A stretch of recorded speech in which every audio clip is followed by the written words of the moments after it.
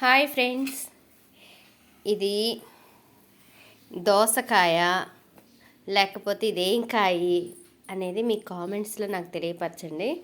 ఎందుకంటే first time నేను దీన్ని చూస్తున్నాను, ఈ ఫ్రూట్ని. అయితే ఇది మా అన్నయ్య మొన్న వస్తూ ఊరి నుంచి నా దగ్గరికి తీసుకొచ్చారనమాట. పిల్లల కోసం తెచ్చారు. ఏంటని ఇంత పెద్ద దోసకాయ అనేసి నేను అన్నాను. అప్పుడు అన్నయ్య నాకు చెప్పారు ఇది పలానా ఫ్రూట్ అని.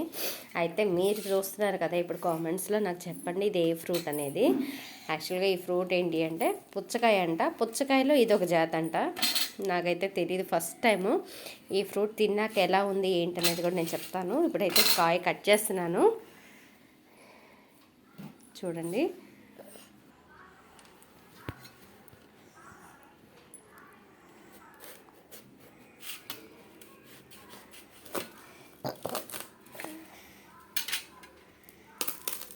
వావ్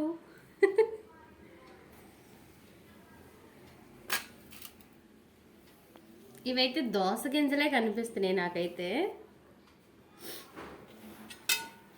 పక్కకు పెడుతున్నా, వీడియో లాగా చూపించు.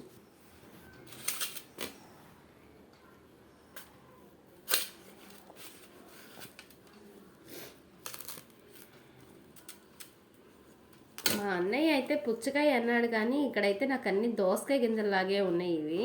చూడండి, ఇవన్నీ దోస గింజల్లాగే ఉన్నాయి. టేస్ట్ చూద్దాము.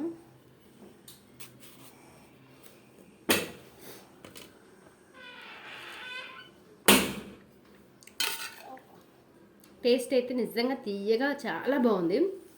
టేస్ట్ వైజ్గా సూపరు. ఇది పుచ్చకాయ కాదు, దోసకాయ. అయితే మా అన్నయ్యకి ఎవరో రాంగ్ డైరెక్షన్ ఇచ్చారు. మా అన్నయ్య పుచ్చకాయ అనుకొని కొన్నాడు, కానీ ఇది మాత్రం దోసకాయ.